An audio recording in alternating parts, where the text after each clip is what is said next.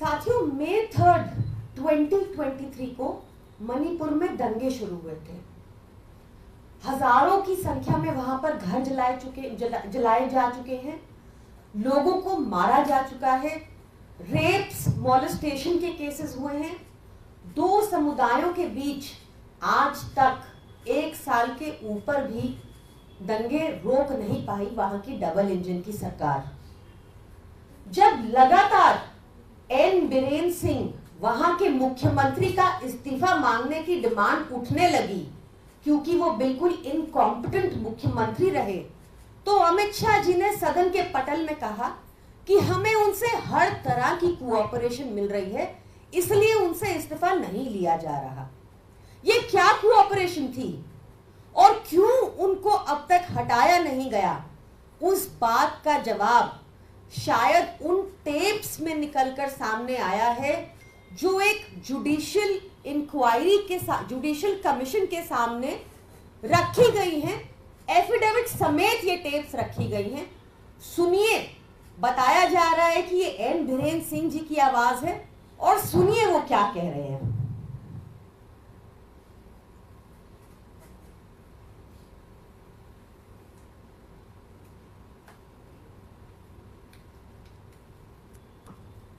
ऋषभ, देखना जरा।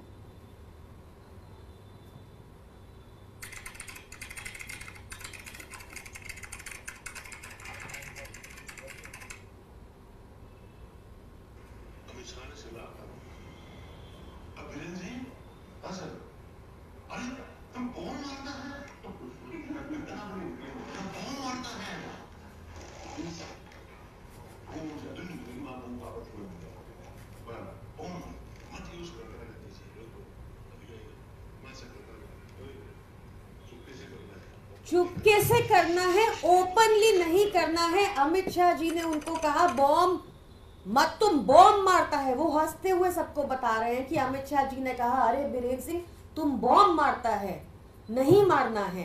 डीजी को बुलाकर अमित शाह जी ने समन किया, कहा बॉम्ब नहीं मारना है, और बीरेन सिंह जी कह रहे हैं चुपके से यूज करना है।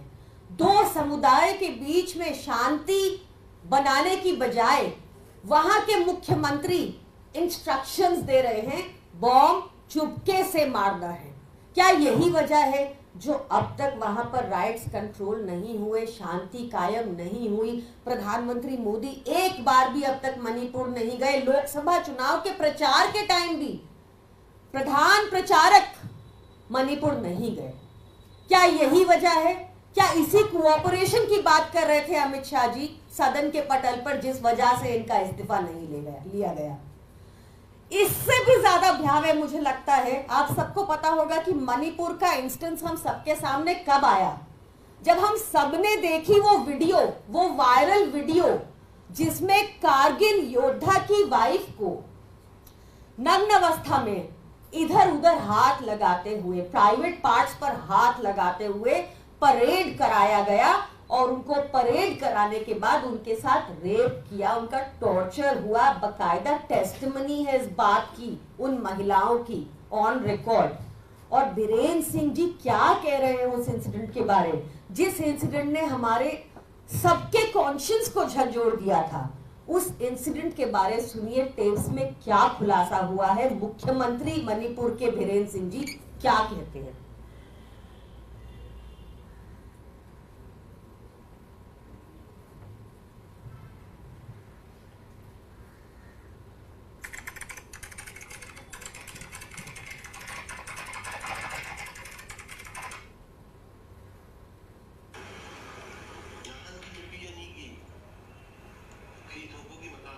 मैं आपको इंग्लिश ट्रांसलेशन कर देती हूँ साथ साथ, क्योंकि वहाँ की लोकल लैंग्वेज में बात हो रही है।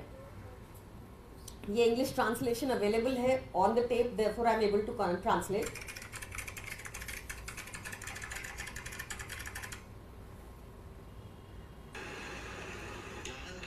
Then the case of 2 women paraded naked. How badly we were shamed.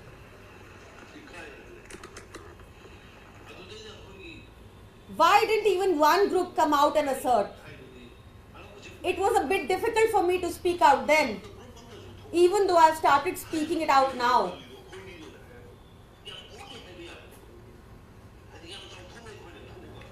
They should have said, where is the proof? How can you say that they were raped? Can you imagine the CM saying this? The brother and the uncle were killed by a mob of by 20,000 people. We should have said that it is we who have saved them from the mob. We should have said that it was so unsatisfactory. We should have taken the credit of saving them, clothing them and sending them home. We were shamed worldwide with this incident. I told them that something should be done about this through the press. आप देखिए, वो कह रहे हैं कि जिस mob ने इनको जो 2 महिलाओं को, कारगिल योद्धा की वाइफ को नग्न अवस्था में परेड कराया जिस मॉब ने, और उसके बाद उनका रेप किया, बीरेन्द्र सिंह जी कहते दिख रहे हैं कि हमें कहना चाहिए था कि वो मॉब ने तो उनको कपड़े पहनाए, उनको घर भेजा कपड़े पहनाकर, और क्या सबूत है इस बात का कि उनका रेप भी हुआ। ये स्थिति थी मणिपुर की, ये वहां के सीएम हैं, ये भाजपा की डबल इंजन सरकार है। क्या इनको बेटियों की इज्जत, महिलाओं की इज्जत के प्रति कोई भी संवेदना है? आपको दिखा इन ऑडियो टेप्स में? या आपको दिखता है कि योगी, या आपको तब दिखता है जब योगी आदित्यनाथ जी स्वामी चिन्मयानंद के खिलाफ लगे सेक्सुअल असॉल्ट के केस को माइनर के अगेंस्ट वापस लेने का निर्देश पारित कर देते हैं? या आपने देखा कि कठुआ में रेपिस्ट के साथ खड़ी हो गई भाजपा सरकार? या आपने देखा कि ब्रिजभूषण के साथ खड़ी हो जाती है भाजपा सरकार? या आप देखते हैं कि प्रज्वल रेवन्ना के लिए को टिकट मिलती है और उसके लिए वोट मांगते हैं मोदी जी? या आप देखिए फ्रेंड्स ऑफ बीजेपी के बाहर के अध्यक्ष बालेश ढंकर, इसको worst rapist of the century बताया गया। ये सब लोग भाजपा में ही क्यों होते हैं?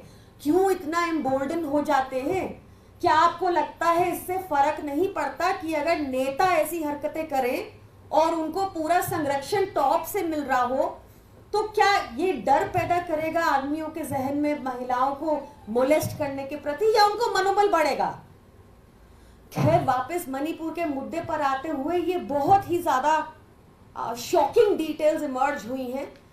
डेफिनेटली इस पर गृह मंत्रालय को और बीरेन्द्र सिंह जी को जवाब देना चाहिए। क्यों अब तक बीरेन्द्र सिंह वहां के मुख्यमंत्री पद पर बने रहे हैं? क्यों उनको हटाया नहीं जा रहा? ऐसी क्या मजबूरी है? क्या कोऑपरेशन की थी उन्होंने दिल्ली के साथ बीरेन्द्र सिंह जी ने, जो अब तक उनको हटाया नहीं जा रहा? 1 साल से ऊपर हो गया है और शांति स्थापित नहीं हो पा रही मणिपुर में। बहुत जरूरी है सवाल पूछे जाए और बीरेन्द्र सिंह जी को भी इमीडिएट प्रभाव से डिसमिस करना चाहिए। वहां पर उस गवर्नमेंट को डिसमिस करना चाहिए और अकाउंटेबिलिटी सेट होनी चाहिए। नहीं तो चाहे महिला हो, चाहे राइट्स हो, ये हमारे देश में रुकेगा नहीं। ये पूछना जरूरी है कि ऐसे गृह मंत्री जो कह रहे हैं चुपके से बॉम्ब फेंकना है, क्या इनके गाइडेंस में हमारा देश सुरक्षित है? क्या हमारी बेटियां ऐसे लोगों के अंडर सुरक्षित है जो कह रहे हैं कि रेपिस्ट्स को अवार्ड मिलने चाहिए? ये कहा है उन्होंने उस ऑडियो टेप में कि हमें सिचुएशन को टर्न अराउंड करके दिखाना चाहिए था कि हमने तो हेल्प की, मॉब ने हेल्प की उन लड़कियों की, कपड़े दिए और उनको अवार्ड किया जाए। ये कह रहे हैं वहां के मुख्यमंत्री। It is extremely shameful and questions must be asked and accountability must be set. Thank you. अगर आपने हमारा अभी तक चैनल सब्सक्राइब नहीं किया है तो कृपया चैनल सब्सक्राइब कर लें, लाइक करें, शेयर करें, कमेंट करें। तो मिलते हैं फिर किसी और खबरों के साथ। नमस्कार।